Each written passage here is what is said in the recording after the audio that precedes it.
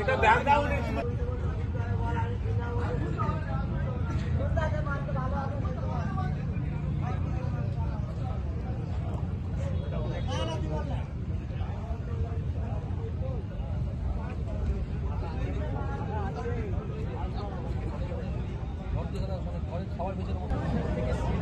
আমি আসছি মোহাম্মদ বাজার, বীরভূম মোহাম্মদ বাজার। আমরা এই ব্রিগেড মাঠে এসেছি। আমরা এসেছি প্রায় 38 জন, গ্রাম থেকে 38 জন আমরা এসেছি।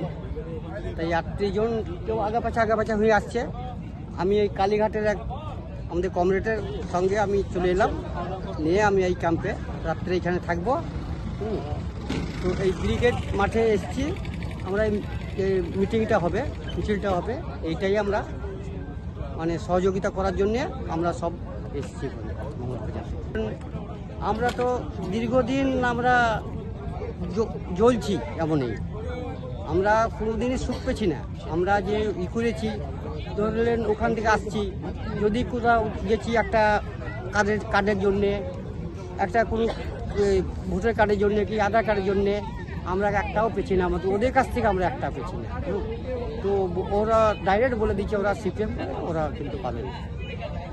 আমি সরকারের ঘরে এসছে, আমার ঘর নাই এখন, একটা রুম আছে, তা আমার ঘর নাই। তো বলি, তো আমাদেরকে কমরেডরা বলে, ওদের কমরেডরা যে ওরা সিপিএম করে, ওরা পাবে না। ব্রিগেড অনেক কবার এসেছি আমি, ওই 13 বছর থেকে আমি এই পার্টি করি।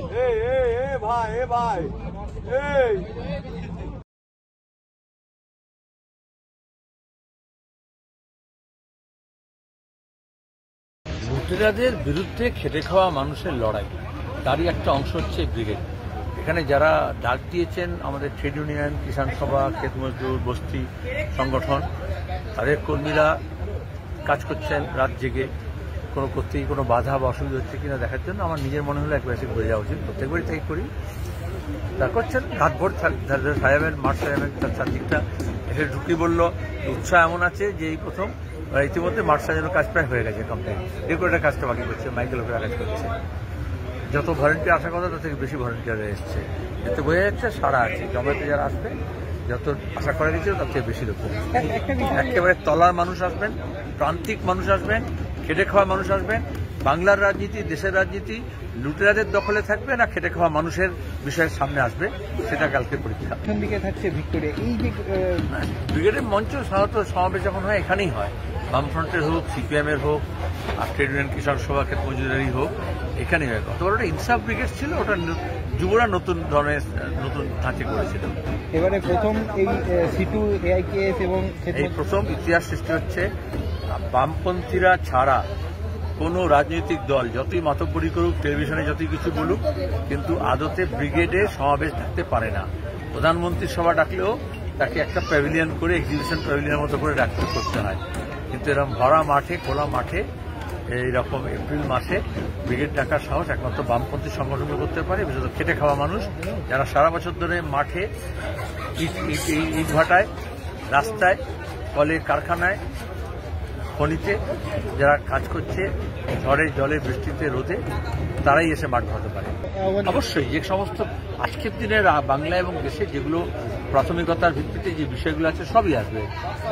এতজন শিক্ষকের চাকরি যাওয়া, তার সঙ্গে দাঁড়িয়ে যারা যোগ্য অযোগ্য আজও তালিকা ঠিক করতে পারছে না এবং স্কুল সার্ভিস কমিশন কোনো জবাব দিতে পারছে না। উল্টে যে প্রাথমিক, মাধ্যমিক এবং উচ্চ মাধ্যমিক, কলেজ, বিশ্ববিদ্যালয় শিক্ষা সবটা লাটে উঠে যাচ্ছে গোটা দেশে এবং আমাদের রাজ্যে। সরকারি পৃষ্ঠপোষকতায় যে শিক্ষা ব্যবস্থা সেইটাকে তুলে দিচ্ছে বিজেপি আর তৃণমূল মিলে। সুতরাং প্রাইভেট ইউনিভার্সিটি থাকবে, বিদেশি ইউনিভার্সিটি থাকবে, বড় বড় দোকান থাকবে, শোরুম থাকবে, কিন্তু আমার তোমার মতো ঘরের ছেলেমেয়েরা যারা আমরা পড়াশোনা করেছি সরকারি পৃষ্ঠপোষকতায় যদি বিদ্যালয় শিক্ষা না থাকে তাহলে একটা বড় অংশের মানুষ অশিক্ষিত থেকে যাবে, শিক্ষা থেকে বঞ্চিত হবে। আজকে তাই হচ্ছে, এই জন্য এত ড্রপ আউট দেখতে পাচ্ছ। সবাইকে এই আহ্বান জানাচ্ছে। অবশ্যই ওয়াকাফের ইস্যুও থাকবে, যা হচ্ছে গোটা দেশে। দাঙ্গাঙ্গামার ইস্যুও থাকবে সাম্প্রদায়িকতার বিরুদ্ধে। এই যে শ্রেণী চেতনায় উদ্বুদ্ধ হয়ে গরিব মানুষ, খেটে খাওয়া মানুষ, তার রুটি কাপড়ের প্রশ্ন, তার ভাতের প্রশ্ন, তার কাজের প্রশ্ন, তার আয়ের প্রশ্ন নিয়ে লড়াই করবে, সেটা মুখ্য হবে না মন্দির মসজিদ দিয়ে মমতা যা বলছেন সোনার ঝাঁটা বা লাঠি ঝাঁটা নিয়ে কাজ হবে?